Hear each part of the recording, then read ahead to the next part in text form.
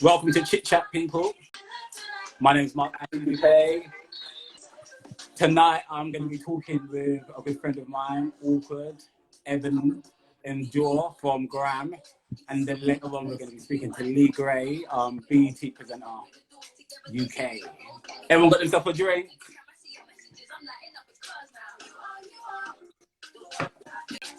Yo! Yo! Wait, I'm very close. Hold on 1 second. That's wild. Hi! Hi. No, we can't be talking to you on the side like that. Oh my god, am I sideways? Hold on. Is that better? Yes, better. Babes, it's been a long time. I know. So, when did we last see each other properly? Apple tree. No. Wasn't after that. How? I didn't. I'm a busy bee. You're a busy bee. You get me? So what's been going on? Boy, what's been going on? Well, So obviously we're all in lockdown. How's that been treating you? all right, I'm gonna give you the tea, right? Yeah. I told everybody in January that I wasn't dealing with this, okay? I saw it. I was reading all these articles. I was like, so what, man's just gonna carry on chilling, borders open. All right, cool. So I took myself in my house and I stayed there. So I've been here, boy, a good solid like month and a bit longer than everybody else. Oh, so you went into lockdown. I don't play this. I don't play this, bruv. I clean my shopping. Do you know what I'm saying? I already had problems because before my live show in November, some woman coughed on my neck on the bus, innit? And I got so sick that my vocal cords weren't touching. And from then, my sister was like, "Girl, your voice is like your money maker. Like that's how you make your coin. Yeah. So you need to start wearing a mask from now because that's how you don't catch shit." So I was like, "All right, cool. Let me do that." And then boom, bang, 2 months later, lockdown. Everybody coughing and wheezing. My stress level was. So you don't think you've had it then? Pardon? You don't think you've had it? Well, basically, I got really sick in December, right? And it took me like 3 weeks to get over, right? And I couldn't smell and I couldn't taste. So I'm going to say that, no, I didn't have it. But if I did have it, that was the time. That was the time. Well, yes. Everyone's saying that if you lose your sense of smell and taste, you've got it. Or you've had it. Bruv, and my throat was the pain. It wasn't even like a normal sore throat. It was like pain. So how are you coping with being indoors for so long anyway? Like, well, to be honest, yeah, I'm a bit antisocial, innit? So yeah. I feel like I'm halfway prepped. Okay. But I've been making music, I've been chilling, I've been reading, exercising, gardening, like just doing all the things that most people didn't have time to do before. Basically, and all the things that everyone complains that they don't have time to do. Okay. I've been waiting for like years to sort out my garden, but I can just never find the time. So who are you at home with? My mum. Mm-hmm. And my little brother, and my homegirl, she's living with us for a bit as well, so it's been nice. Okay. Everyone getting along fine? Yeah. Everything's, I mean, obviously, like, sometimes, like, people get cussed, but people get cussed anyway, innit? Because... Standard. Do you know what I mean? Like, okay. That's how our relationship is, isn't it? So what creativity has been coming out of this lockdown for you? So basically, I feel like I had a lot of... like half done stuff that because I hadn't sung in a while, it made sense to like try and get that stuff sorted out. But then apart from that, like I've been cooking. That's what I've been doing. I've been cooking. I've been baking. I've been working out. Oh yeah, you said you've been baking. I've been baking. What have you been baking?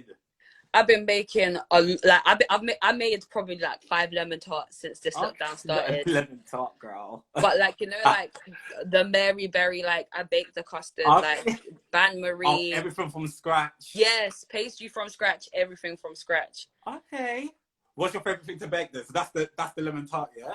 Yeah, I think my favorite thing to bake is like anything technical in it, because when it works out, you're like, yes. Okay, so you're looking to go on Bake Off? No. Celebrity Bake Off, maybe Celebrity Bake. So I don't drink, You don't drink? But I'm sipping. You get me? I'm sipping. I think, is that your mum? Is your mum in there? Yeah, my mom's in there. Of course my mom's in there. My mom's a G. What did your mum just say? Your mum said... She said The the lemon lemon tart tart was was lush. lush. Somebody else was like, I can't make to save my life. Do you know what? Yeah, I can't. She can cook. I'm doing PM. baking stuff on here though. Pardon? It's gonna be in a couple of weeks. I'm gonna be dropping like little cooking classes. We'll start with the basics and then we'll start building it up. We need to get you on Bake Off. That's what we're going to do when you get out of this. And you need to know how to cook, because the way that these people be rinsing out your money, okay, rinsing you because you don't know how to cook. Who? You're talking to me? No, not you. No, not you. But you know how. You... I was like, what?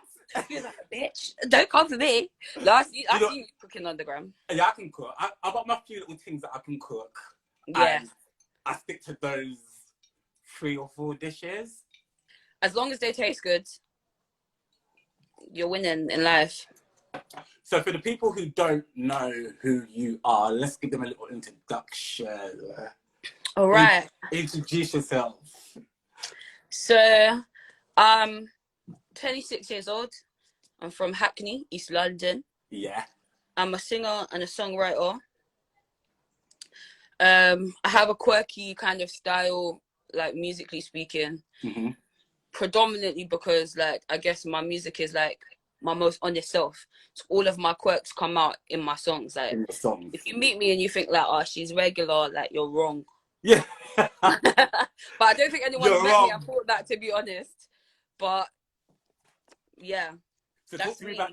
So when I met you, I got introduced to you as Awkward. Yeah. What's the name behind that? Who is Awkward?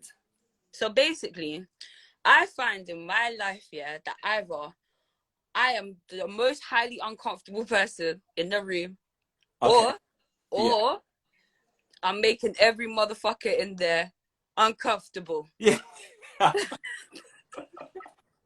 And when I get uncomfortable, I say inappropriate things, and that obviously just makes things more awkward, innit? Is that your safety blanket, or is it just?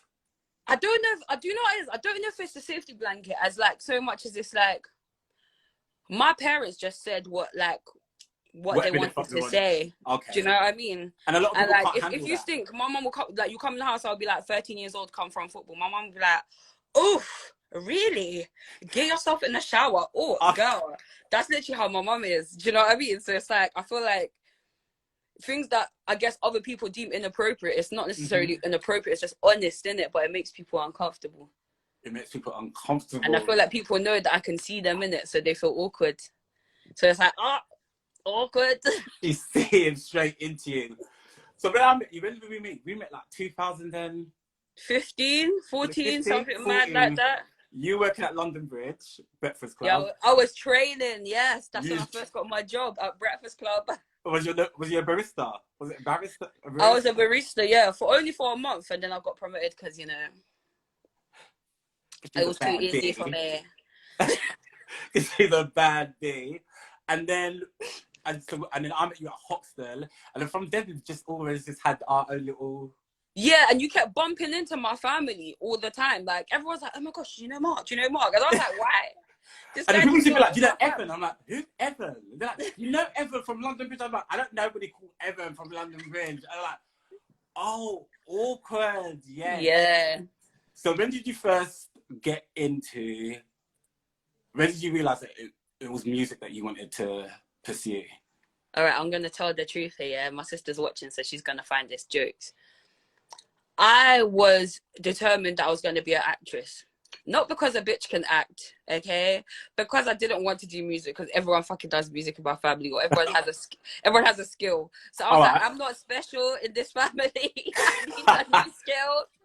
So I was going to be an actress. I was trying to be an actress, yeah. I got to like 16, and I hadn't picked a college. And I'd done all right, like I'd done pretty well in my GCSEs, and my mum was like, girl, you're 16 and you're not working, so if you ain't learning, I don't know what you're doing here. Right.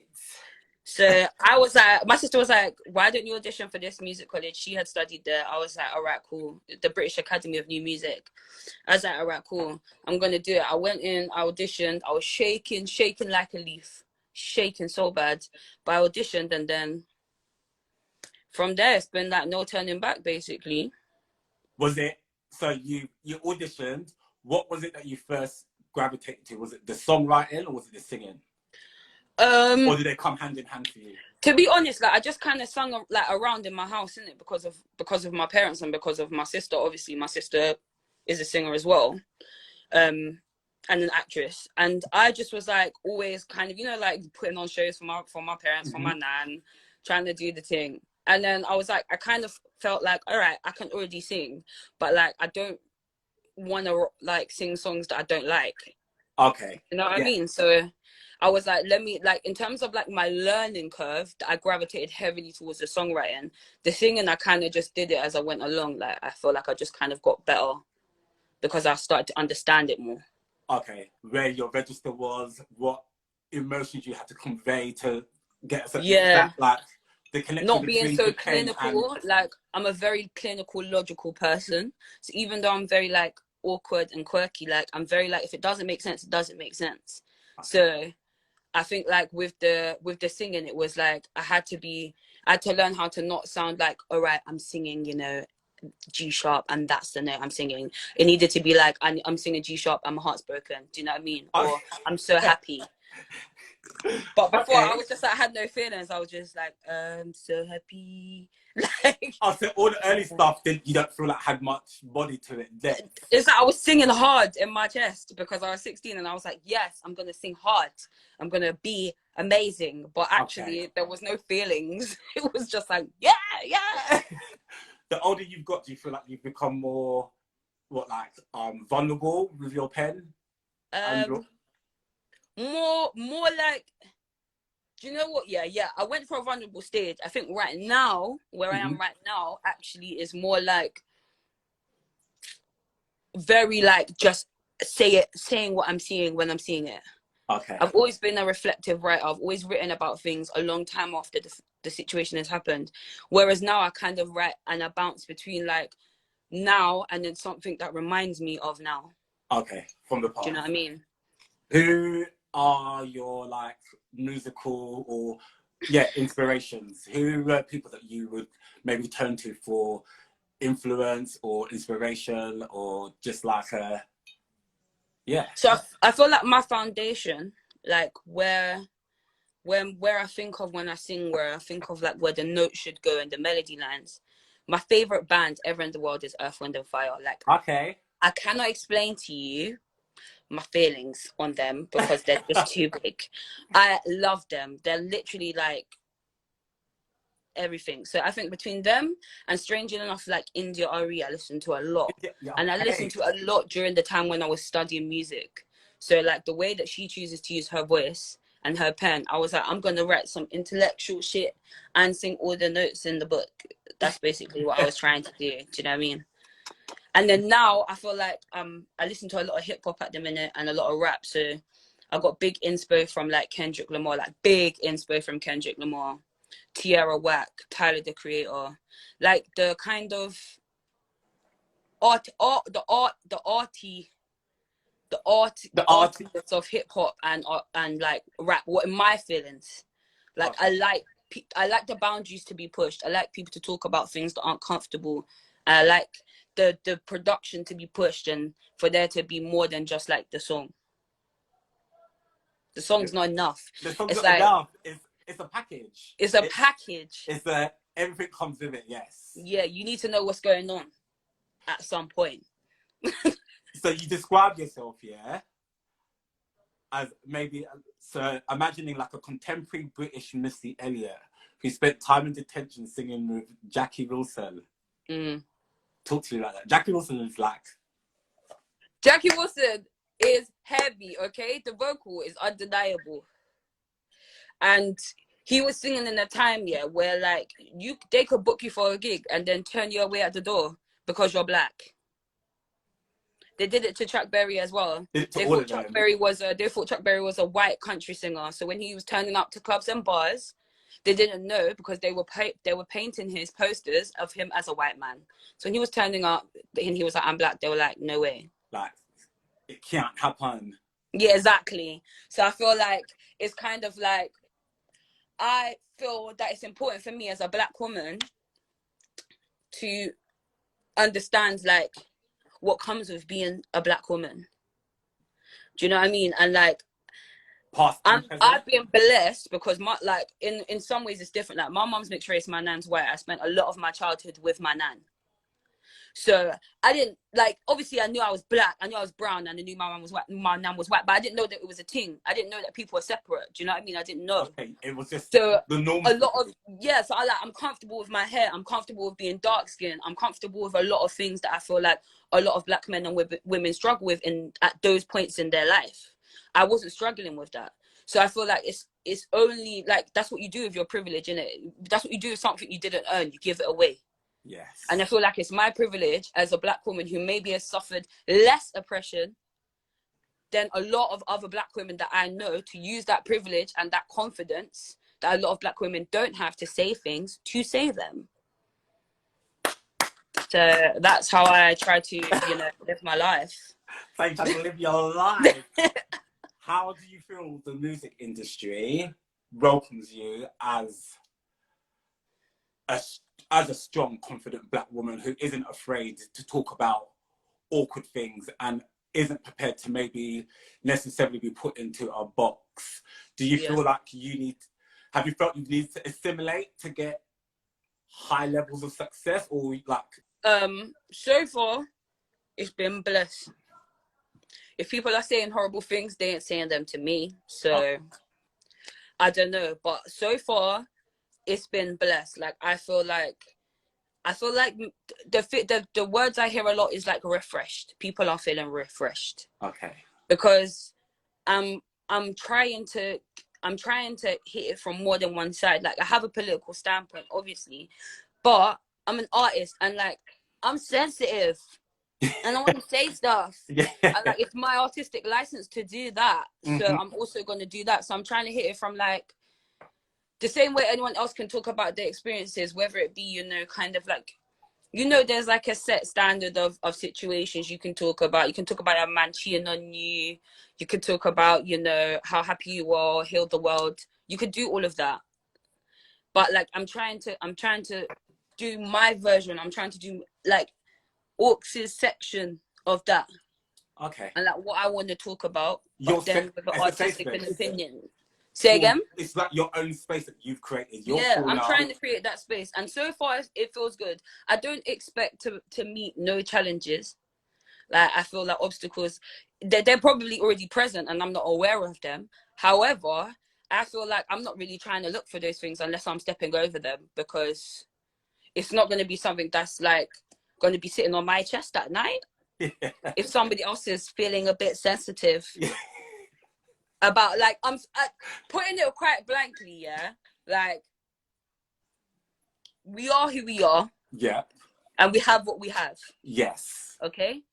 And we also don't have things that we should have. Okay? So for me, when I look at it like that, it's like, if you feel bad about that, just think about what it's like to be one of us. Because it could always be worse. Message. That's how I feel. Message. I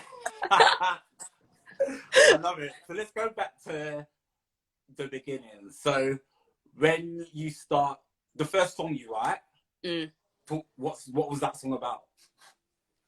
Oh, fucking no. The first song that I've ever written. Or the first song that you felt was like, that you completed and was like, yeah, like, this is my thing and I want to build on this now. Okay. Actually, I tell you what, it's more recent than you think. Okay. I probably wrote it at the beginning of the year. This year? And yeah, this year. And it's on the EP. It's called Call Me Pepper. And it's the idea that people want to pick on you, but then they don't necessarily know what they were picking. So it's the whole Peter Piper, pick that little pepper type thing. Okay. I'm Pepper, you call me Pepper. Yeah. And Peter wanted to be picking on me and he didn't like it. Oh, no, I get butt up. I can play you a little bit if you want to hear it. Play us. I'll play you the first verse because man's not trying to, you know, give away too much. Oh my God. Obviously it's gonna stop, it's gonna slow down right now, innit? Because that's my life. Anyway, let's keep talking while I sort this out. So you've got a new EP, or I've got a new new. EP. Is it the first? It will be the first EP that I've published, yeah, in my career. It won't be the first project I've worked on. Yeah.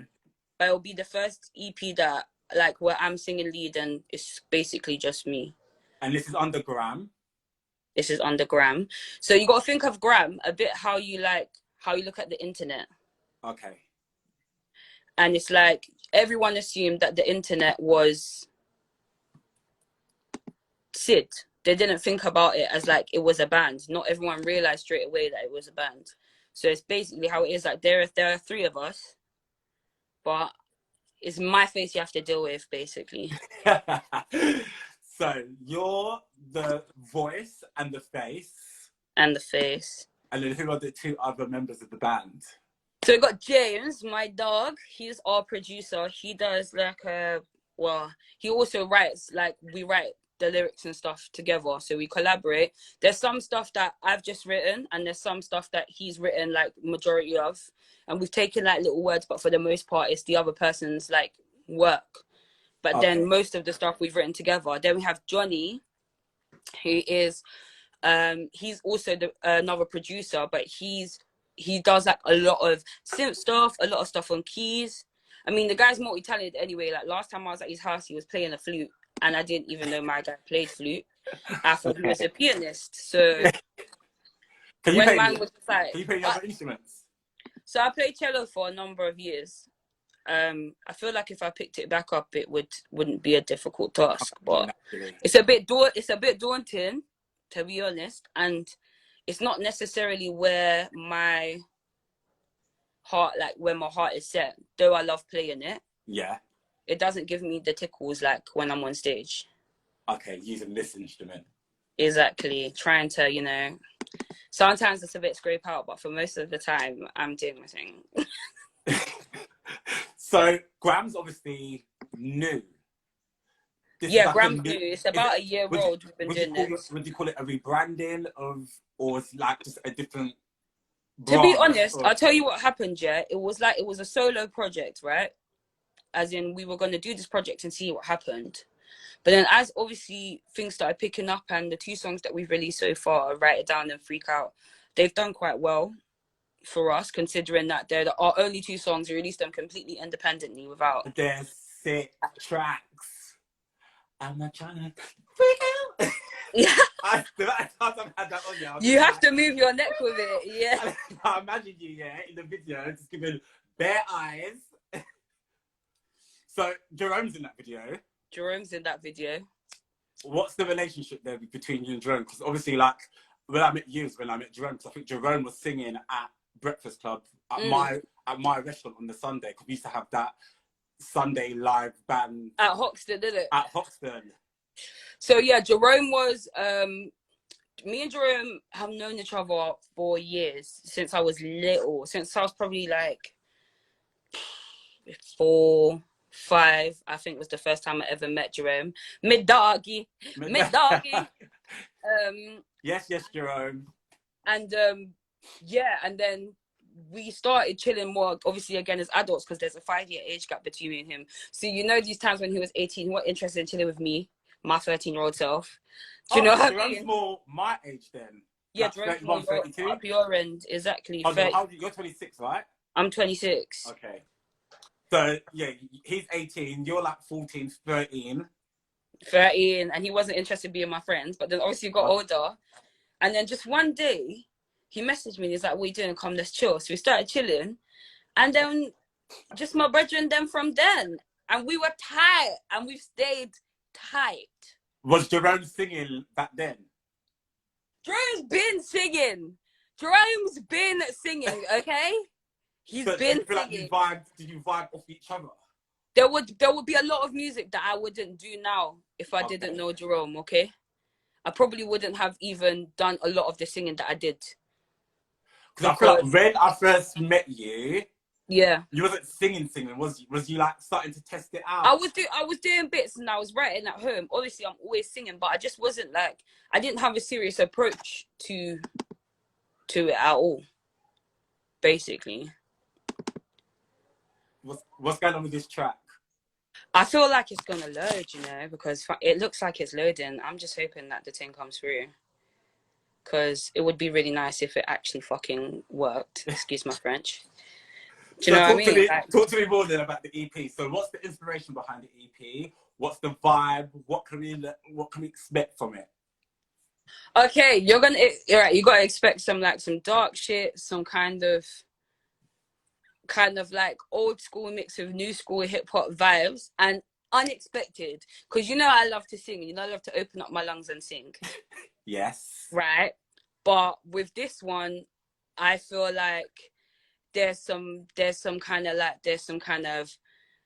like rap vibes going on, and there's just some shit that I think a lot of people are not going to expect from little old me, basically.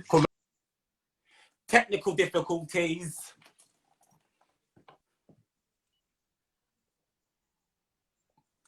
Right, if you're just tuning in, my name is Mark-Ashley Dupé, and I am having a chit chat with Awkward. Sorry, but we had to get that sorted out. Awkward, you know, and this awkward that moment has happened to me. People who are just joining now. Okay, hello, everybody. Hello, just say that your name's Awkward. She is 1/3 of GRAMN. 1/3 of GRAMN, exactly. We're just discussing the upcoming EP launch, which is called. So the upcoming EP is called Minimum. Which one is it? Medium. Have you not decided on one yet? So because we've got 2 EPs in it, and we've been up and down about which one was going to come out first for a long time. So I think that's why. So do we have a date? We don't. Yes, we don't have a date, but we do have a preview. This is Call Me Pepper. Okay. Hit me. Can you hear it? Yeah. Yeah. Hit me. Yeah. Beat the piper, pick this little pepper, but my shit was too spicy. I could chew my pain, so your bitches staying like me. I go through my game, so you never wanna fight me. Leveled up, bitch. Serving free for dinner, now you know why we don't eat. Go on, take a seat, you don't get a seat. Say that you really used to try to. So yeah, so that's a preview of Call Me Pepper. I'm trying to catch the lyrics, the bars. The lyrics are basically. I'm confident, you know. The lyrics are basically Peter Piper picked a little pepper, but my shit was too spicy. Right. Okay. I packaged all my pain, so your bitches, they ain't like me. I got trauma gains, so you never want to fight me. Level that bitch, or level up bitch. Ugh. Those are the lyrics. Just letting the girls downtown know, basically, and the boys. Yeah, because basically the second part is basically talking about them serving hate for dinner, and now they know why we don't eat. It's very literally that. We've got our own table, so sorry you don't get a seat. It's like, if you don't want me to eat with you, that's cool, but when I cook dinner, don't ask me for nothing. Okay, yeah. Do you know what I mean? If you're not bringing the wine to the party, B, you can't stay. So is this the third track? This will be the third one from the EP? Because what was... So basically... Out and write it down. Basically, we've been having some So Freak Out and Write It Down are part of the first EP. Right. Call Me Pepper is part of the second EP. But the way that I figured is that I was just going to show you tracks from both. Okay. Because we literally have not decided. I love an exclusive. We're just like having artistic conversations about what we should do. Which direction to go in. Exactly. Is it difficult when there's 3 people working on a project who all have their own artistic flair or ideas? How do you find a middle ground when it comes to... So for me, I think what it is that you have to understand that the primary goal for you well, in my opinion anyway, the way I treat my music, so my primary goal is to have a really good song, an excellent song if it's achievable. Do you know what I mean? Like, so the idea is that we are all coming together to achieve said goal, right? So sometimes, yeah, I've definitely had to put my ego or even my actual personal feelings in my back pocket, because you really do have to take a second and listen to what somebody else is saying. Because there's one thing to be said, is that these guys are like, they're quite a bit older than me. They're not old, but they're a bit older than me, enough for me to respect their experience as musicians as well. Okay, and like and like taking the fact mentors that these almost as guys well. have like 10, 15 plus years catalog of music that was out before I was even born. If you're just tuning in, this is Chit Chat on Beam.IG. My name is Mark-Ashley Dupé, and we are having a chit chat with Awkward from This Is GRAMN. Just had a few technical issues, but you know, nothing that we can't deal with. With me, finally! Oh my god, I'm so sorry. It's fine. You're back. Don't move nothing. Everyone working from home is fucking up my fiber optics. So yeah, you were talking about having to respect the craft and the 15 years in the business that the other two people that you work with. Yeah, so basically, yeah, I think that's pretty much it. Like, my primary goal is to make a really good song, and sometimes that means that you either have to drop some of your ideas, or maybe even sometimes you have to work a little bit harder. Maybe your partners are drawing blanks in certain areas, like, because we all, the point is that we all have a very specific set of skills. So even though obviously we all have musical ears and we all have taste and our personal feelings on what makes a good song, X, Y, and Z, James's experience in production is extensive. Johnny, I believe, has been playing piano since he was like 5 or 10 years old, and he's now in his mid-30s. Do you know what I mean? So it's so like they know their craft, but then neither of them sing, right? And I grew up in a house where everyone sung, so it's like we all have our specific set of skills. So when they're trying to tell me about, oh, maybe you should sing this 2 octaves up or whatever, and I'm like, my neck can't go up there, then they have to accept that. How hard did they want to get you to sing? Because I've heard you sing, and you can sing high. Bro, there's one tune, yeah, that is like, the top note is like, da, da, da, da, da, da, and I'm singing the harmony. When you record, is it all your voice then? So are you layering it back? Yeah, I mean, all the back so there's a few tracks, yeah, like, so there's a song we have called Kitchen, which will be the next video that comes out as with the song, and that song, Jerome is on it. Well, this is going to be one of my questions. Going to be like, when's there going to be an official collaboration? We always get asked this. We have actually a few like writing collaborations and some kind of musical collaborations where one of us has said, oh, well, maybe it should be like this or maybe it should be like that.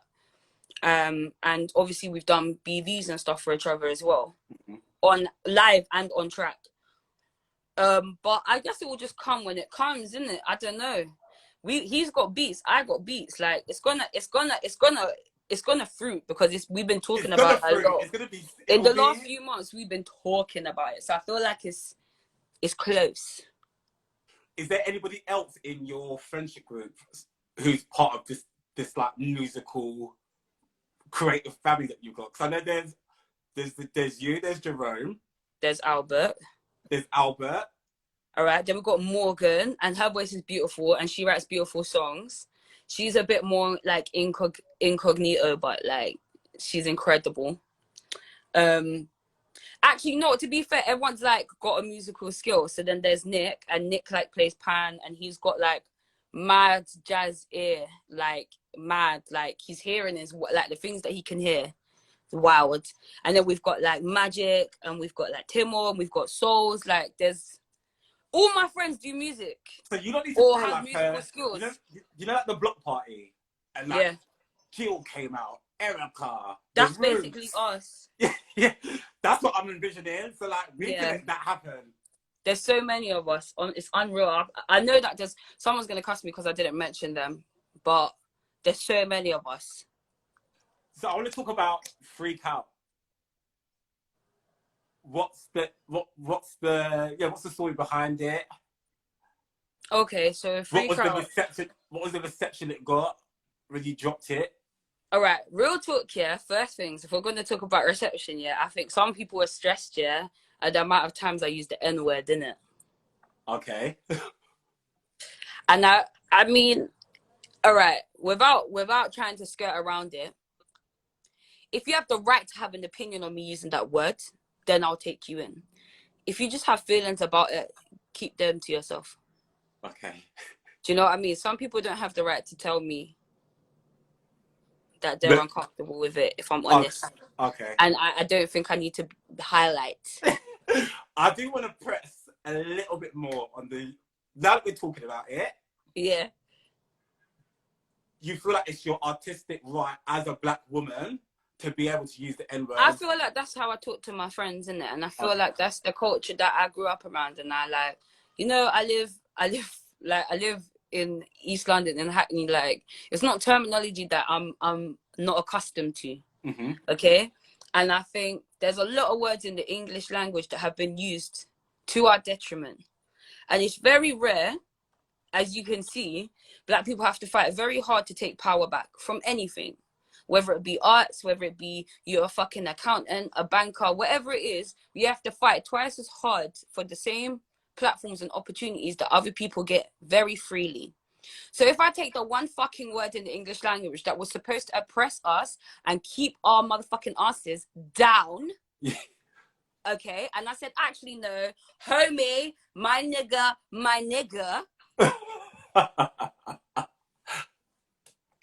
Well, you know, that's my prerogative. And if my black friends and my mixed friends want to tell me that they do not feel like they're comfortable with it, I will not use that terminology with them because I'm not disrespectful.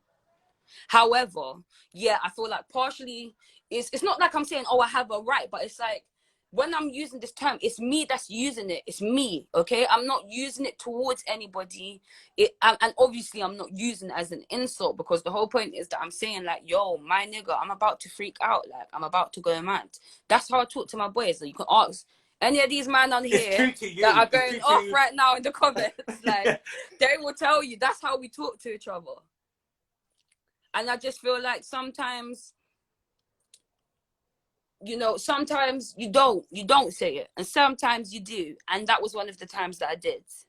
And quite a few times, you're saying. And quite a few times. I feel like some people are like, ooh, you know, like that Kendrick Lamar tune when he's like, say it again, nigga. I want to come again, nigga. And everyone's like, oh, because even when I heard that, I was like, rah, like. But then also, that's how people, like, when you're not there, if someone's obviously a certain type of person, that's how they talk about your ass anyway, bro, whether you're there or not.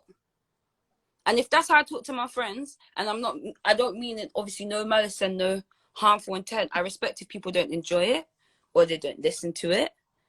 But also, I think I make a lot of songs for everyone, and sometimes I make songs that aren't for everybody. And that's 100% fine and okay.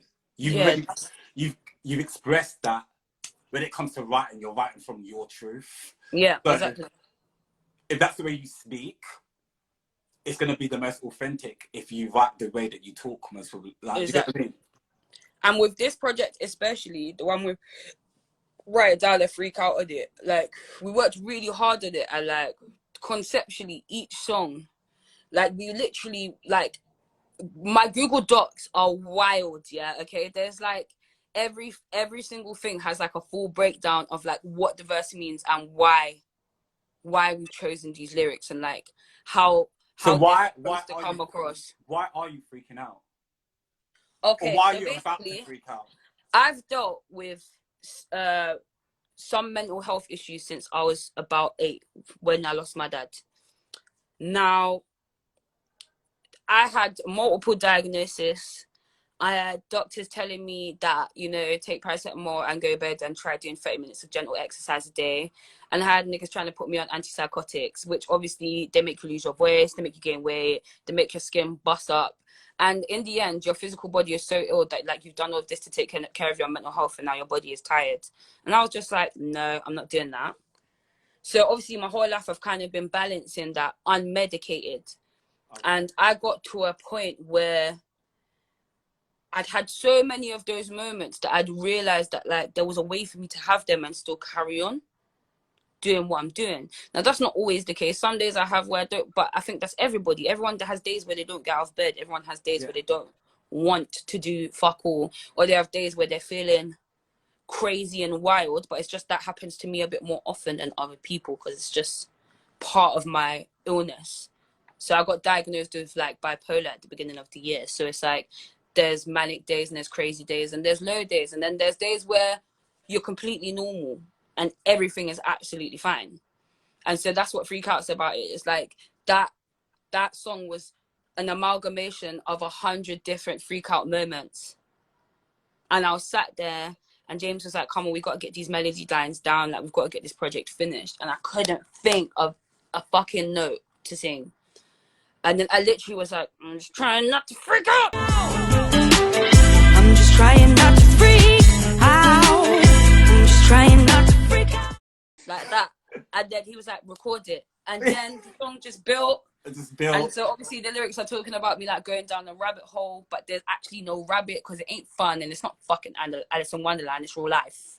So that's basically what it's about. And Jerome's role in the video is to play that kind of like that thing that's all when you're like this close to making it across the marker, it's like, nah, you're right, step back.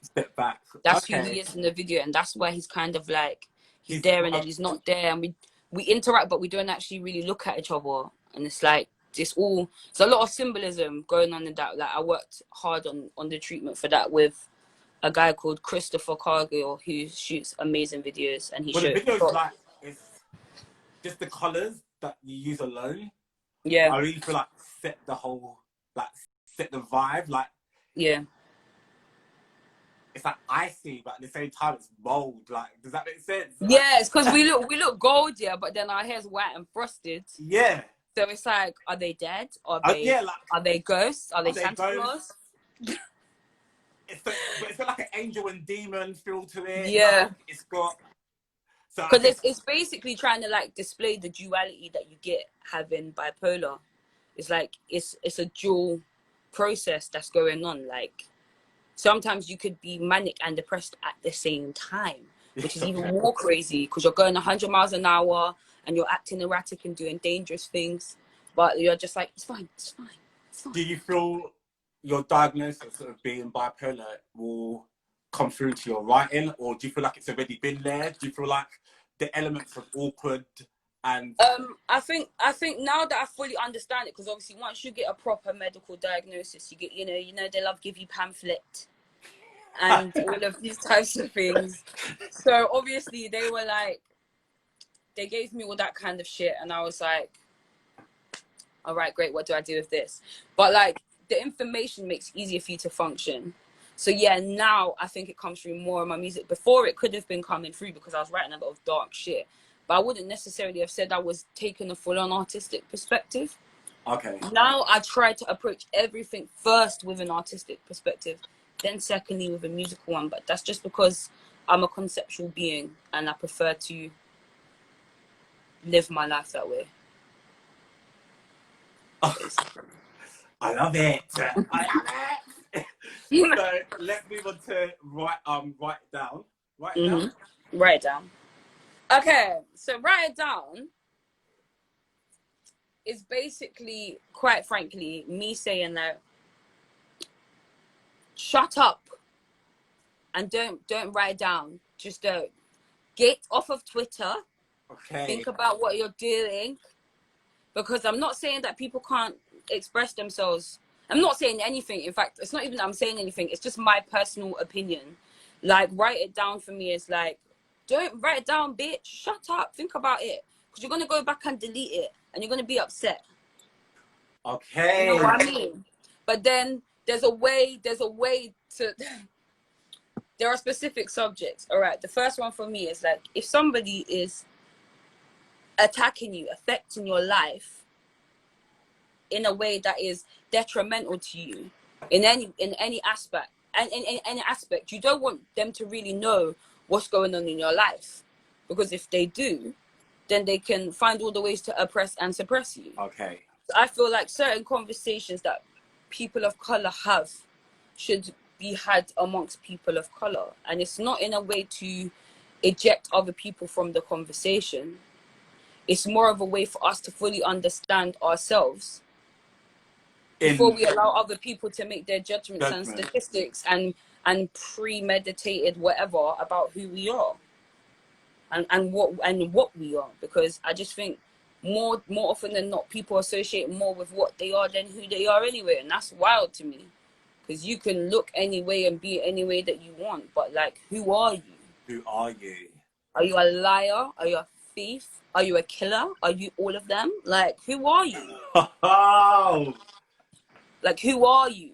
I don't like. That's what Write It Down's about. It's about like just not seeing fucking shit before you think about it, and just like treating the social media exactly how you treat every other social thing. With caution. All right. You don't drink in the pub every night, so you don't spend 18 hours on Instagram. That's how it works. Now, obviously, things vary depending on the activity, but you understand, like, the same way you don't go to McDonald's every day. It's all the same thing. It's like sometimes you need to stop and be a bit more conscious in the now, because then people's lives are getting ruined. This cancel culture is real, B. People's lives are getting ruined because they don't want to think about what they're saying. Okay, so I want to talk to you. Have you seen what's happened over the weekend with Doja Cat and this alt-right wing girl? Okay, girl. Because, well, let me put it this way, yeah? I was really rooting for Doja. Like, you know, she got that bitch on a cow. I loved that. And I loved it, yeah? And people were like, this song so naff, this song so whatever. And I was just like, no, like, I can just tell that this girl was creative. And then she disappeared for a bit, and then she's come back as, like, rebranded. And she's got some tunes as well. And she's got some tunes, and I've just been like, yes, like, Doja. So I've been gassing up Doja to everybody. But at the same time, she hasn't really needed to be gassed up because people seem to be riding on the wave with her. Yeah. Well, she's got beautiful aesthetics, like as well. That's another thing. Say that again. She's got beautiful aesthetics as well. Yeah, like the concepts of some of the videos. You know the one where she's in the milk pool, and I was just like, wow. Yeah. Like, she's gonna be like a Nicki or Beyonce, like, you know, the one name girls. Mm-hmm. But a few people have messaged me and been like, oh, like, listen, this girl is not what you think she is. Like, she's a culture vulture. She's not about it. Like, bitch, she's an LA girl that's just like trying to feed off the culture. Anyway, I kind of put that to the back of my head. Then obviously Say So comes out. Nicki Minaj jumps on it.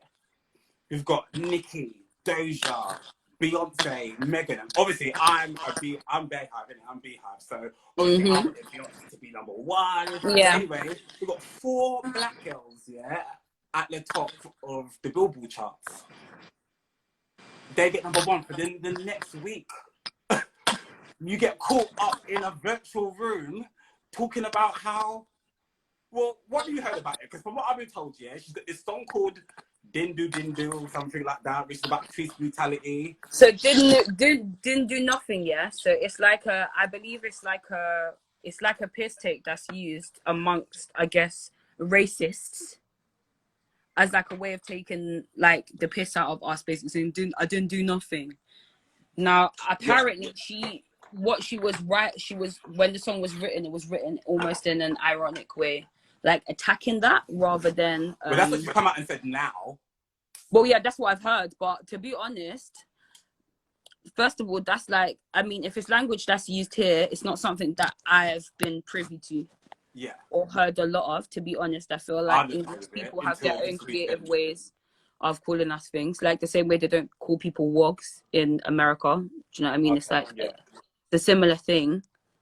So I don't really know what that means, to be honest. But if you're finding yourself in racist chats and you're kikiing, and then people say that you're vulture and a racist or you're self-hating, well, I can't say nothing to you. I can't say nothing to you. What can I say to you? I have nothing to say. That's wild. Bruv, that's wild. I don't know. Like, if it was my brethren and then I was seeing this, I don't know what I would think. Like, I don't know. Like, because where is she from? I don't even know where she's from. Is she black?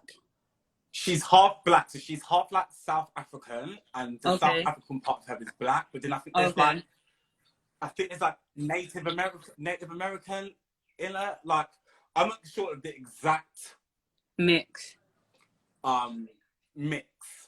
but the energy and the attitude that she's given is that she identifies as white, and she's that side of things. That she's come up with this lame excuse about how the fact that she's been using chat rooms since she was at school, but like, you're 24 years old now, and what are you doing in that chat room the week after you've had an international #1 with 6 or 7 other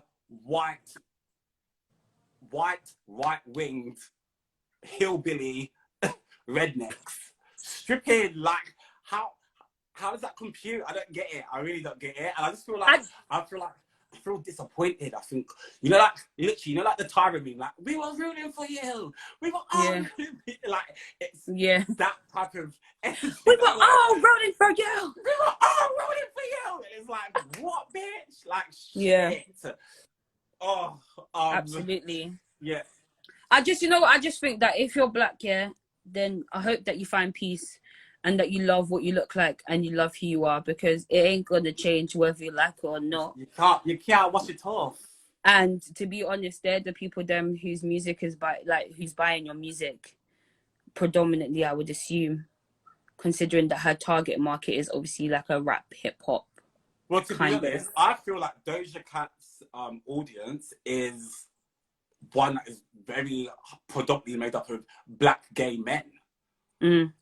So you need to really read the room and realize, like.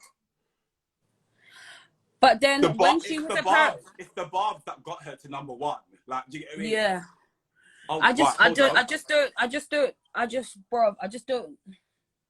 For me, like, racism as a general, I don't get it, innit? I don't get it. Like, I understand that it exists and I understand what it is and I understand even the concept of it. But for me, it's like, there's obviously something more. Like, there's more in it. It's more than what we look like, and it's more than our hair, and it's more than our skin. We know this already. Like, it's more than that. You don't decimate entire empires and set up a community that does not support persons of color in any respect. You don't do that if you ain't trying to hold some people back. Do you know what I'm saying? Yeah.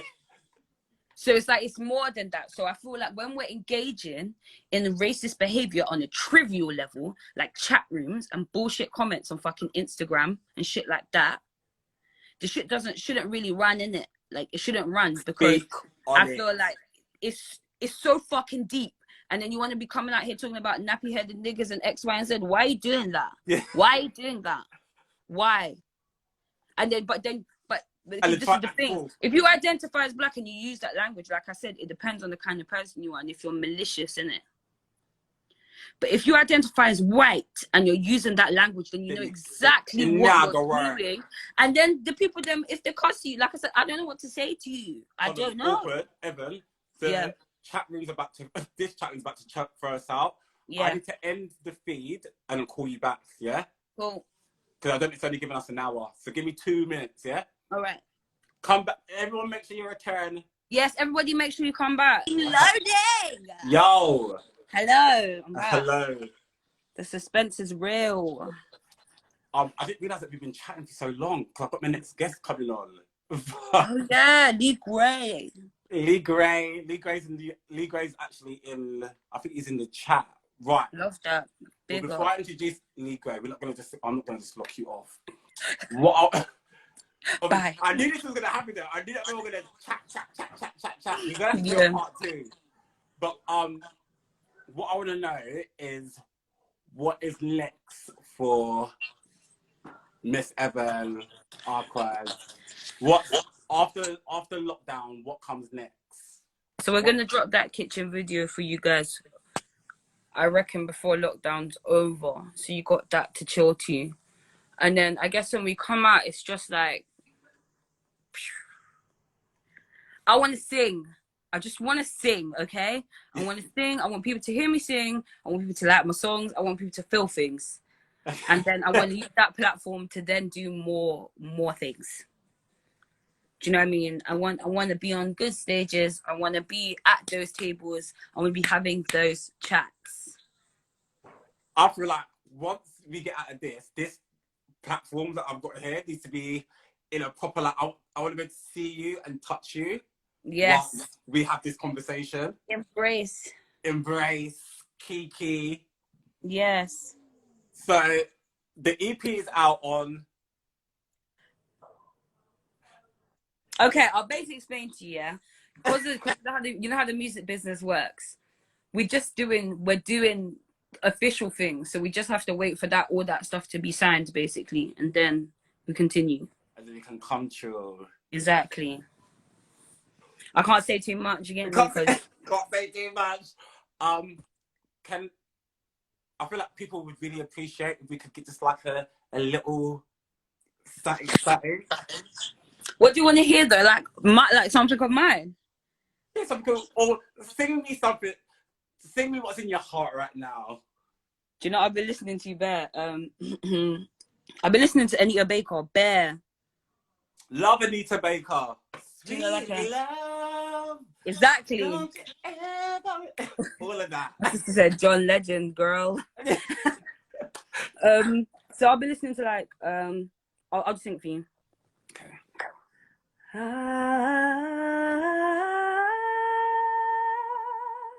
Caught up in the rapture of love. Nothing else can compare. When I feel the magic of you.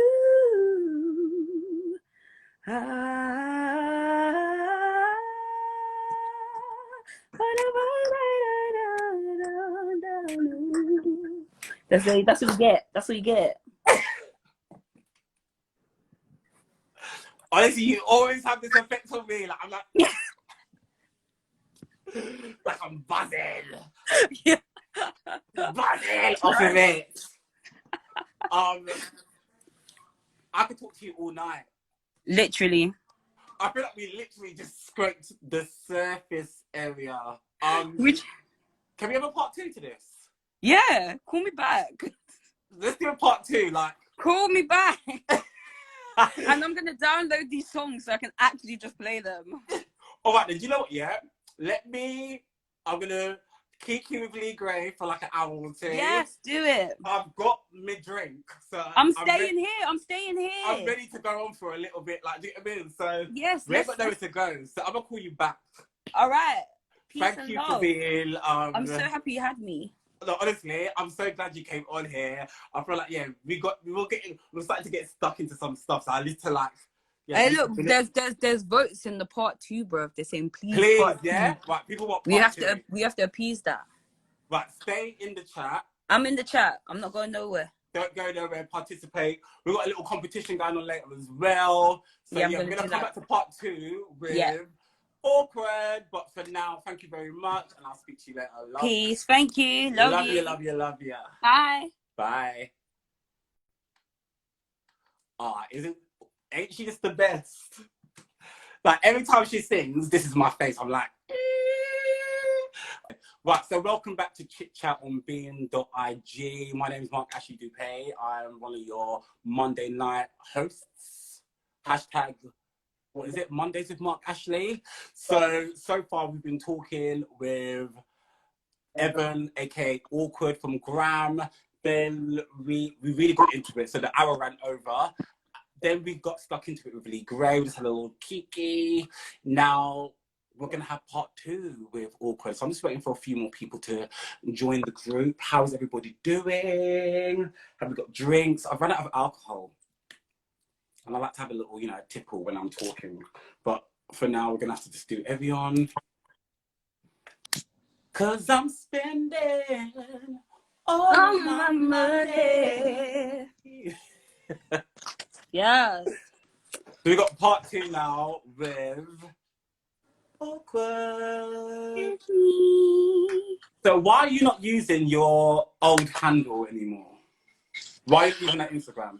I am using it, but it's just this project is like kind of what it's about right now. So that's what we're gonna be doing. And do you want to just be referred to as GRAMN? No, Awks is fine, or Awkward's cool. Like that's cool. And can we talk about this new glow up? Because just before lockdown, you were sporting a new look. Mhm. Did you have like her Blue curly twisty things. Yeah. And then she was like, I'll tell you what happened there. Huh?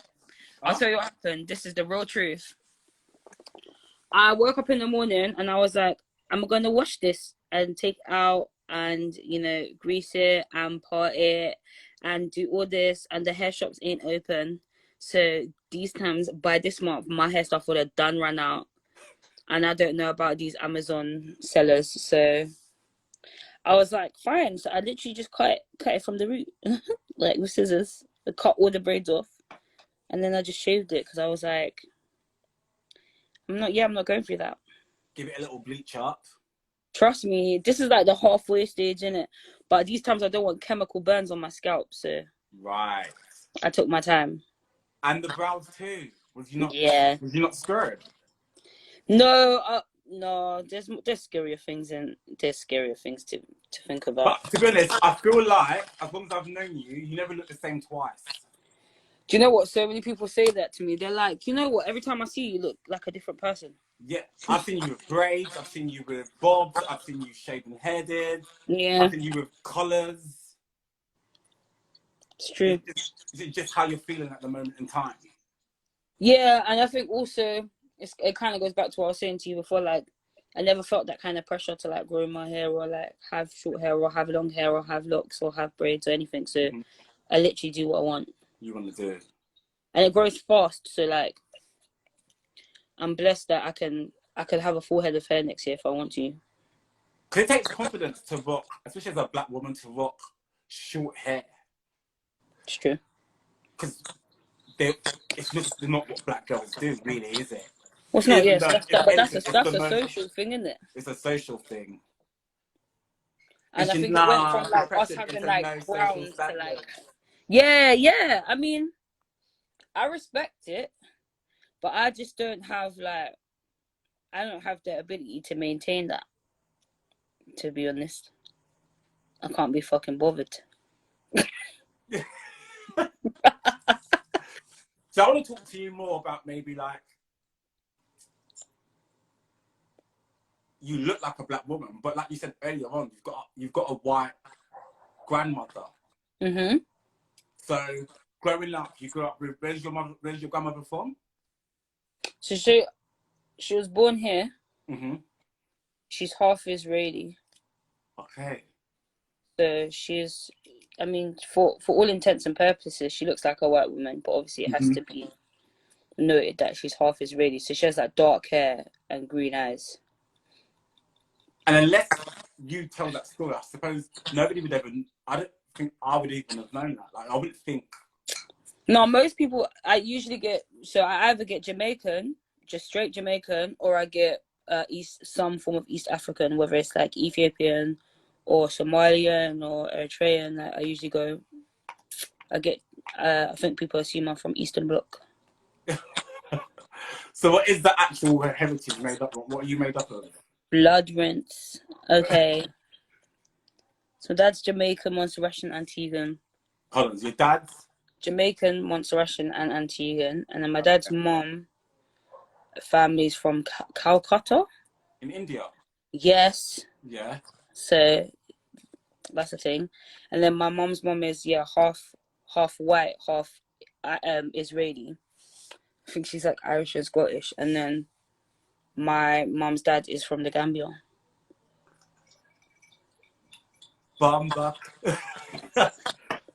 I talk about each corner of the earth.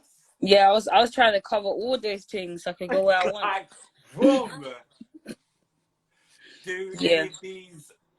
Do any of these like cultures inspire your musical taste? Well, yeah, my mom introduced me to like some super famous like bands and like Senegambian and Senegalese music from when I was like quite young. And then obviously I grew up with like... Is Senegalese, is that a bit got French influence here? So yeah, so they speak either Wolof or French. And then there's obviously like dialects because there's different tribes. Right, okay. But I believe the national language is French in Senegal, but not in the Gambia. I believe the national language in the Gambia is Wolof. Have you been? No. No? No. You been Jamaica yet? No, I keep getting cussed for that, you know. Girl. I keep getting cussed for that. You need to go touch the island. But it seems like you got a lot of places to go visit. Yeah, I've been around Europe. I've been a lot in Europe.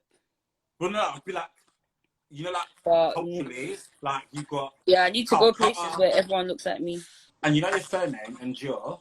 Is that how you say it? Ndur. Ndur. Ndur. So the N, yeah, it's not even an N, it's just a Ndur.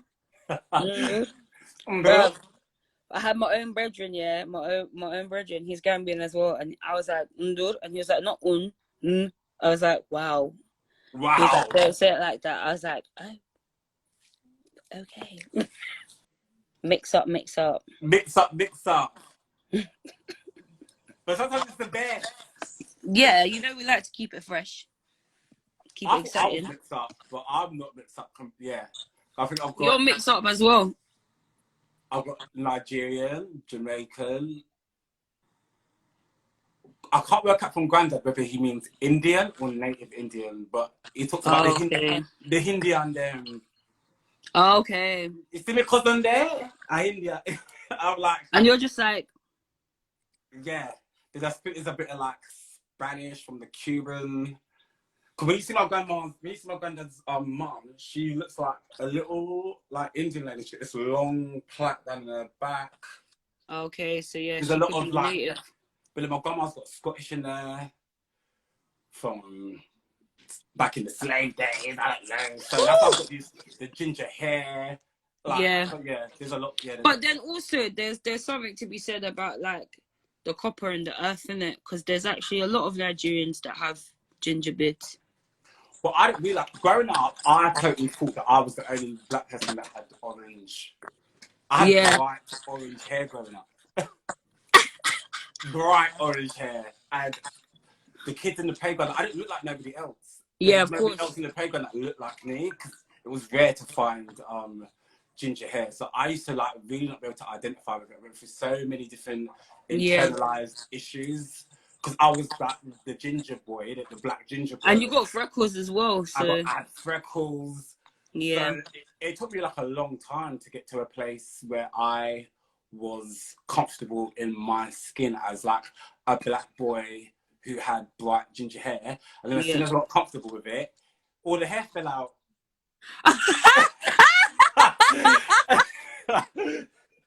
It all bloody fell out. So oh, babe. That's why you should be grateful for what you got. Cause my mum used to be like,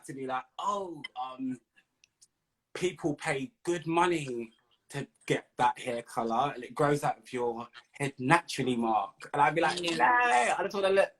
I just want to have black hair like everybody else. Yeah. But yeah, now this is my hair. This is the little bit that I have left. Listen, not everyone keeps their hair in it. Huh? You could it might come out, or you might cut it off. Apparently, it's a sign. It means that I've got a high level of testosterone. So, you know, she's a man. She ready. So what was we talking about just before I had to... Where had we got up to? We were talking about tunes and that. Tunes them. What's your favourite... How many songs have you written? I'm going to say that I'm proud of maybe like 30. 30? Yeah, it sounds like not a lot. That's a lot of songs. It's a lot. If you compare it to like Jerome, who's got like 8,000 songs in his flipping drive, it's ridiculous. Recorded? Jerome's got hundreds of songs on his drive. Recorded. With backing vocals and everything. Unreleased bangers. Bangers. And what do you do with these... What do you do with these 30 songs? Like, have you made them for yourself? Are they going towards like a project where you pick out a couple of songs and be like, yeah, that's an EP, or this could be an album? Some stuff I obviously haven't written for myself, innit? So I've given stuff away. Or rather, not even that I've given stuff away, but I've worked with other artists and like co-written stuff with them. So obviously that stuff, there might be some, like my voice might be on it, but it's not in the forefront. Okay, yeah. And then in regards to like writing other stuff, I just kind of like, well, with the guys now, everything's pretty regimented and we're pretty strict. It's kind of like armory precision songwriting. We're like, what's the concept? What are our feelings about this? How do we construct the song? Time signatures, all of those things that we actually take the time to think about all of that stuff now. Is that in writing camp? Because I know, like, when I talk to Albert sometimes, Albert will be like, I'm going to writing camp. Yeah. And I don't know, is writing camp like a specific place that you go to, or is it just like a... Well, yeah, we've done residential. So Johnny has like a beautiful house by the sea. So we've gone down there just because, like, we're away from London, we're away from the noise, like, we're away from everything.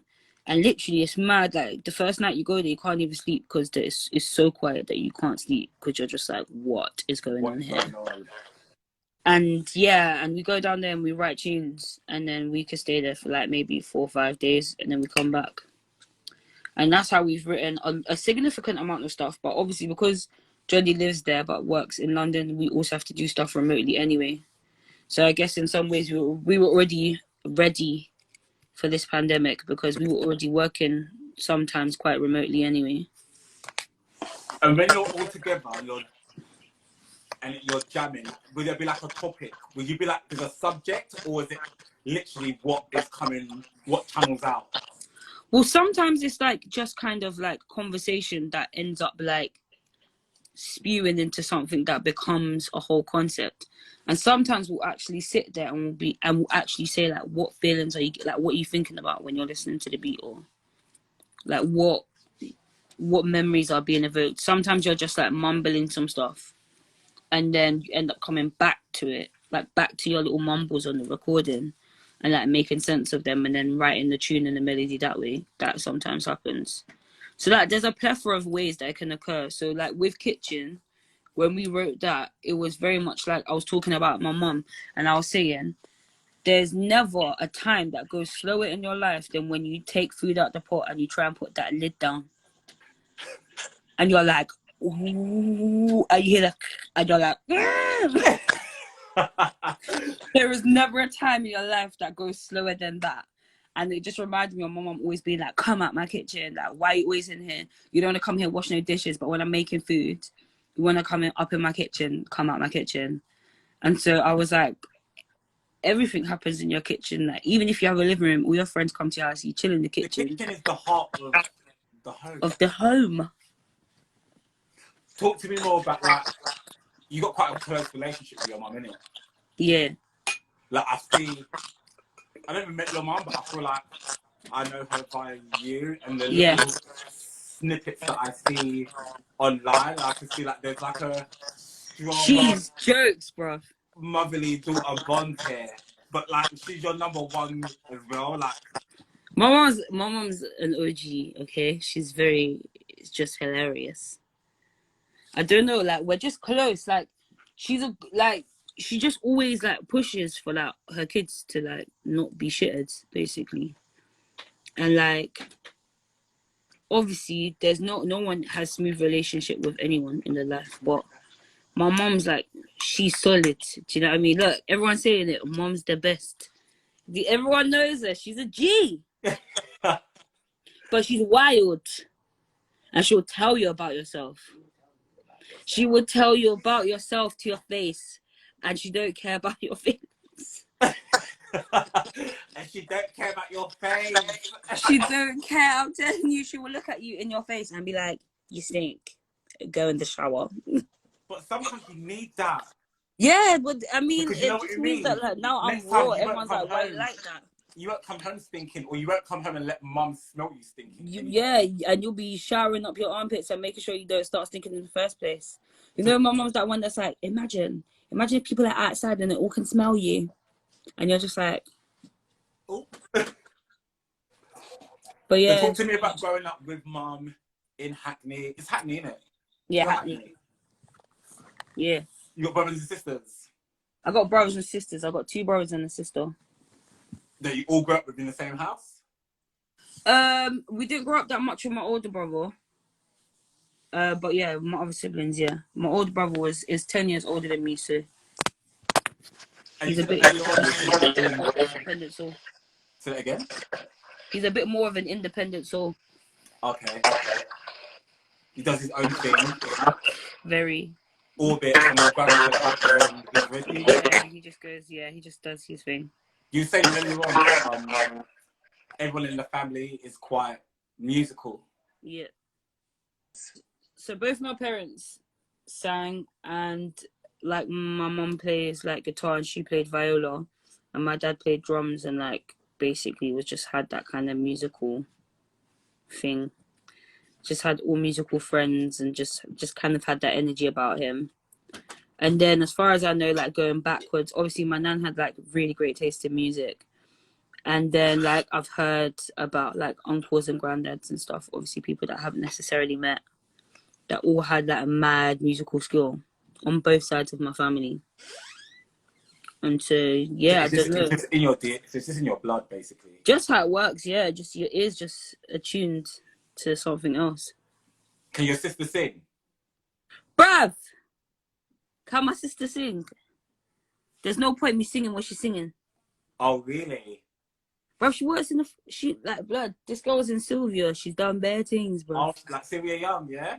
She was in Sylvia, the play Sylvia, the musical. And she was in some like hip hop and like Mad Hatters Tea Party, like all of the Zoo Nation stuff. Okay. And Jesus Christ Superstar, which is obviously like Andrew Lloyd Webber at the Barbican. Do you ever like harmonise together, do a little, you know? Oh, we did this. Wait, do you know? Yeah, she's in here. She said, "Oh, stop it! Oh, stop it!" That's how she'd say it. Oh, stop it! Gassing up your sister.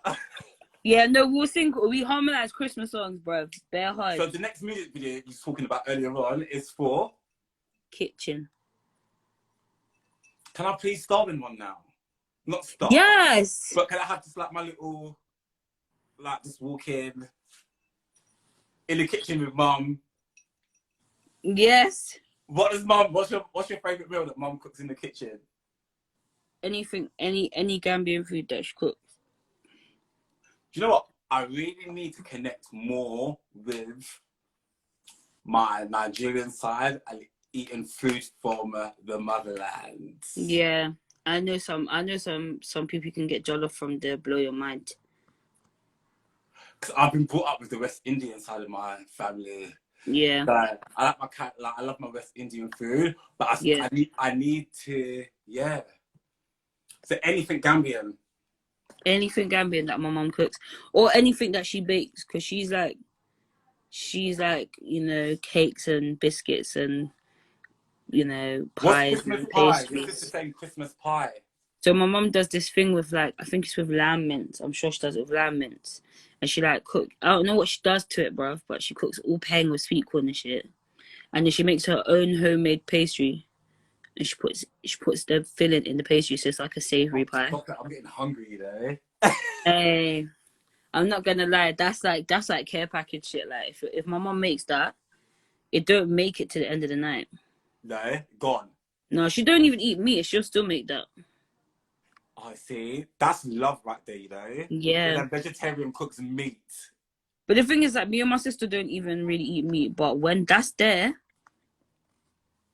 oh, do you not really mess with meat too much? No, so like obviously, I love off everything. Yeah, chicken, beef, lamb, the whole thing. Give me everything. I love it. But yeah, it was fucking with me, innit? And I wasn't. I just was like, oh, so lazy, and I just couldn't function.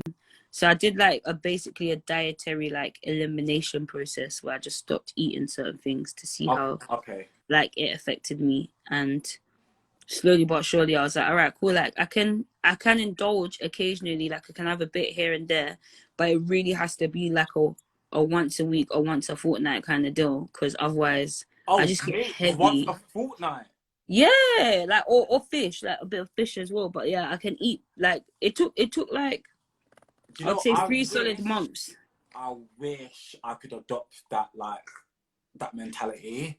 But I had to do it by process of elimination. Like I couldn't just stop doing it. It's like I only ate meat, say Monday, Wednesday, and Friday, and then I only ate meat one Monday and Wednesday. Then I only ate meat on Monday. Then that one day became whatever day I fancied it in the week.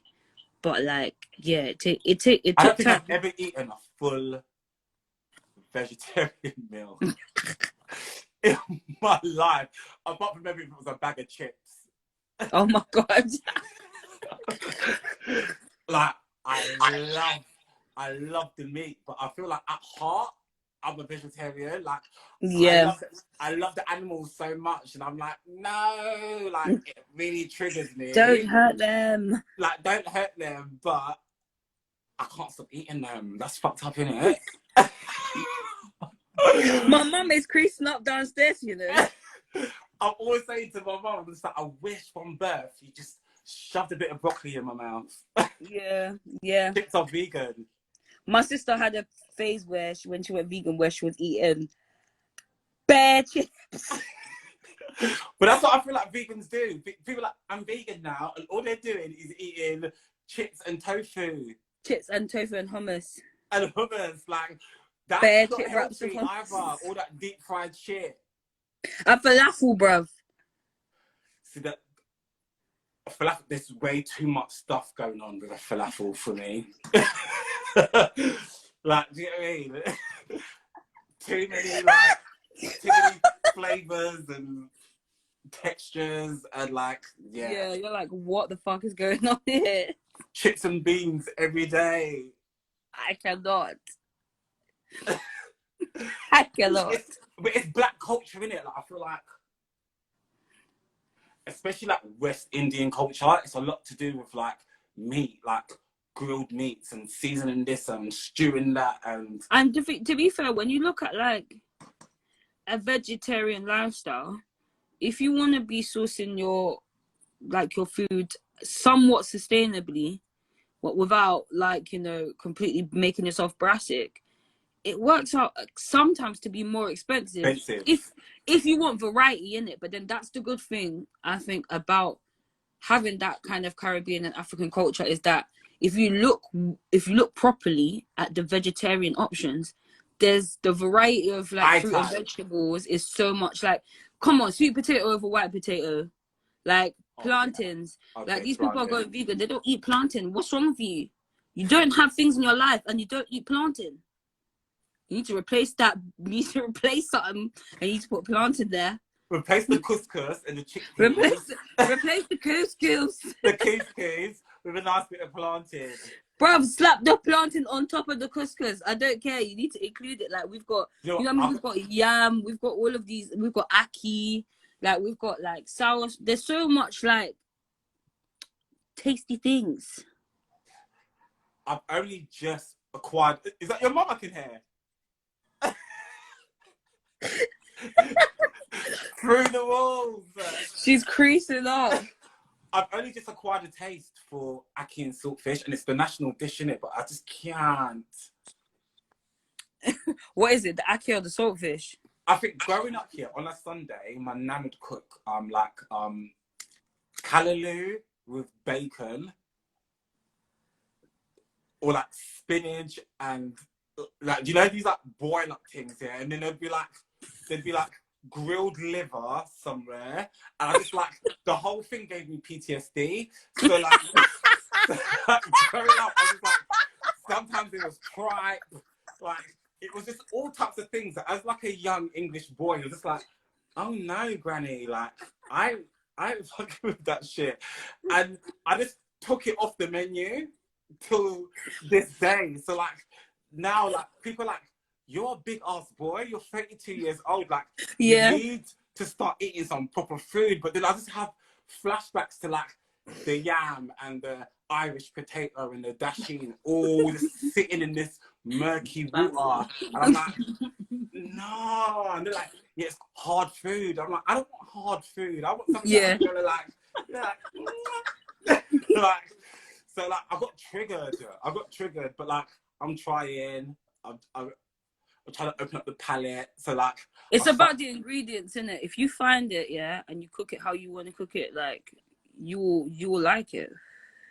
But in the last 2 or 3 years, I started eating more vegetables, but I realized like the same food that you season your meat with, season your veg with that, and then cook it up and it will taste like the meat most probably, because half the time you're seasoning up your meat with spices and vegetables, like stuff that comes from the ground.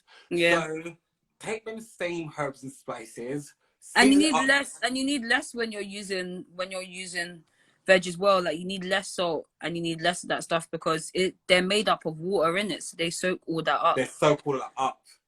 So you like, automatically have like less blood pressure red up in your diet and all of this. I'm just like, Trust I need me. to be more.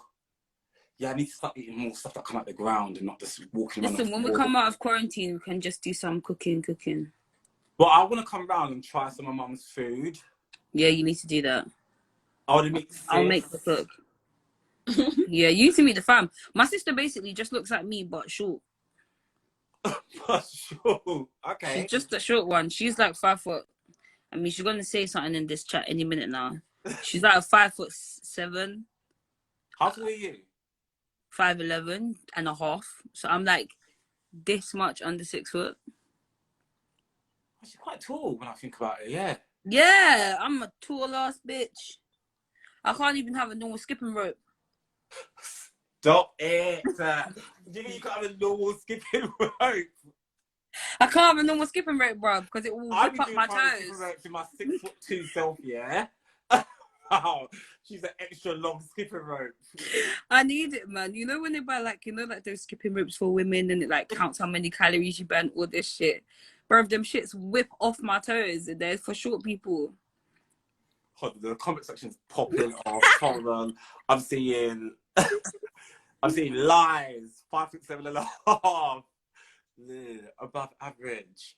Oh, Benin is one of the African gist. My mom says she's gonna cook you Benin. Benin. Yeah, it means one pot. It means one pot. It's like when you cook, like, so you cook whatever meat or whatever you're cooking, you make the stew, and then you add the rice and you cook that. So the rice is like the flavor and the color and whatever else of the stew that you cook it in. Okay. It's a whole wild thing. I'm ready. It takes like 2.5 hours to make. So it's like slow cook. She's giving you special treatment because thanks, Mom. I'm ready. She made that last year. She made me make that damn Benin and the year before as well. Your sister said she's not making it. No, you're not, Mom. Yeah. Oh, your mum saying that she's 5'10". Elliot's not 5'10", Mom. Please. Listen, my sister's not 5'10". My sister's like 5'6", 5'7". Els is 5'10", but that's a big jump. It's because my mom's short. She was 5'7", but she's like a 5'6" or 5'5" now because she shrunk. So what I want to quickly touch on is, how are you surviving as an artist right now in this current? Well, this year I was going to be like, I'm going to quit my job and focus on music full time. And I didn't quit my job, and I'm happy because now they're furloughing me. Okay? Because otherwise I'll be eating bricks and mud cake because I don't know what I will be doing. So where have you been working? So basically I work for a social enterprise that basically trains and teaches how underprivileged people how to make coffee. But like, you know how I used to make coffee, so I know you're very particular. So you're sending out these people like with the right method. yeah, so they know what they're doing and their milk is looking nice and shiny. So it's not literally it's not a coffee shop. You come there to learn. There's mobile cafes, then they have like an academy, and then they have like stores and stuff. But obviously that's all ceased because of quarantine. Okay. So you've been furloughed. Yeah. That's good though. Yeah. That's what you want. Yeah, but I'm just glad because I know a lot of people that have like quit their jobs and like even just to start new jobs, but because they haven't been in those jobs long enough, they're not being furloughed. Not being furloughed. And that's very wild. So you've been furloughed to like October basically. Yeah, depending on what they say. Well, to be honest, I'm not gonna lie to you, Mark. If they start talking about everyone come out your yard in July, I don't know if I will come out my yard because I don't believe them. Let's touch on this quickly before I leave. How long have we got? All right, cool. How do you feel about this? Yeah, like, you don't think it's time yet to be leaving? No. What's been your routine? Like, how seriously have you been taking it? I wash my shopping. Okay, yes, you said this earlier. I wash my shopping. So first of all, I don't let nobody listen, if I have to go to the shop, I wrap the fuck up. I go to the shop, I come back, I take off everything. Shoes do not go past the first meter of my front door. Oh, really? Right? Then they come in, everything gets washed, even if I'm just getting a can of drink. Because if someone picks up, want to read calories on it, after they coughed in their hand, they want to pick up my biscuits. And then I'm supposed to go and touch those biscuits, touch my face, and then bite of them. No. That's not going to happen to me. Right. So I washed it because I was just like, no. So like when my online shopping comes, they drop it to the door, they maintain the distance. And then I take it into my house, and my sink's usually full of soap and water. So I dash all the loose stuff in there, and then everything else get bleach and cloth. Flash bleach. And what about the things that are in so things that are in cardboard, that's coming out of the packaging, yeah? That's coming out, it's getting washed. Right. So, okay, there's a whole... If it's plastic, it's getting wiped or it's getting put in the sink. Fruit gets put in the sink and it gets washed and rinsed and put on the draining board until it is dry. So I think you've had no park days then? No? Oh, okay. No, I went for a walk in the ends. In my ends. Because I have nice trees and there's like nice little cute trees and it's really like just a pretty estate. So I just go walk around here.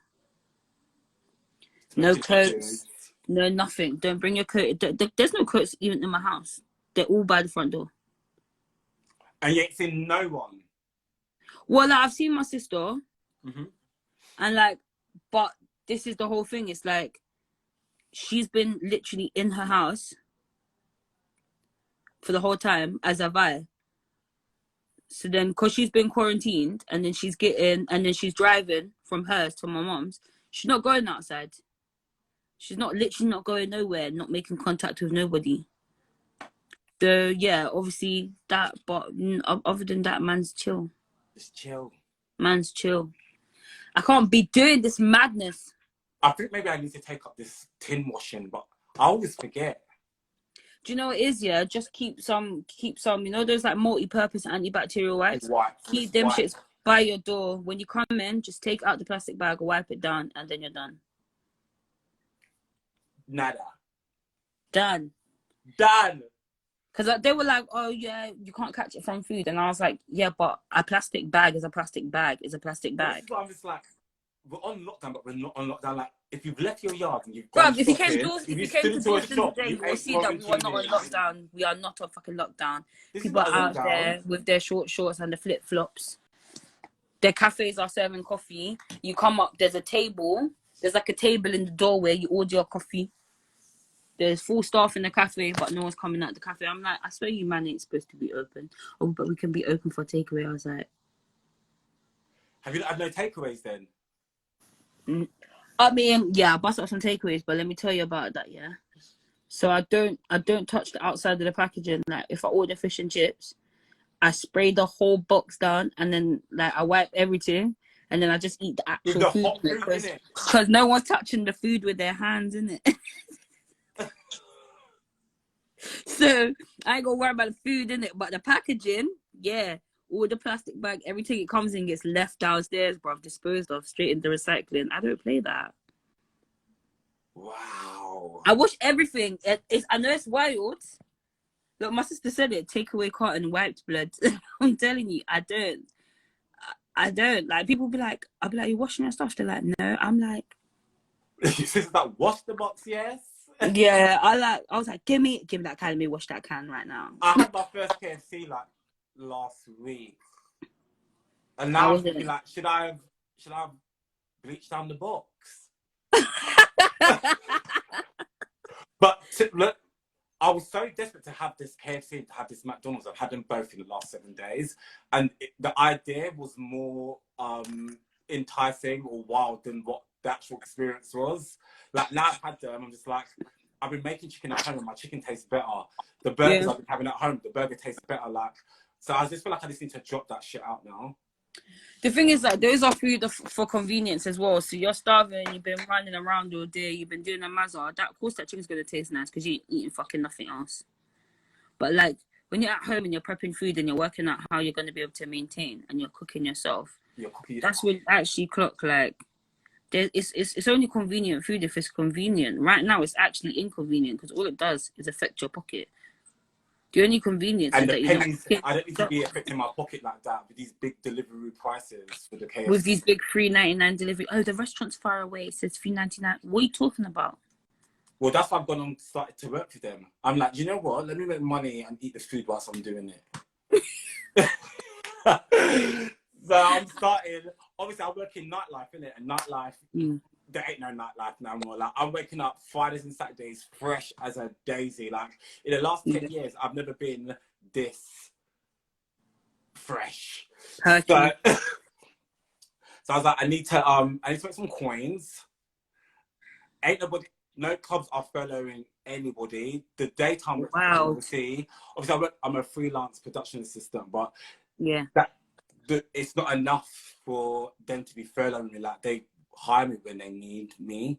Like, so I've had to do what I needed to do. So yeah, Uber Eats, Deliveroo, catch me on my bike with my big old cooler on my back and my turquoise.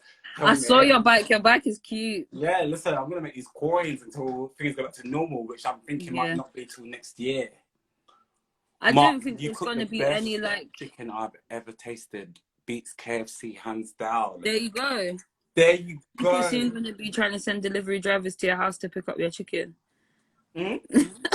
People are gonna be sending delivery drivers to your house to pick up your chicken.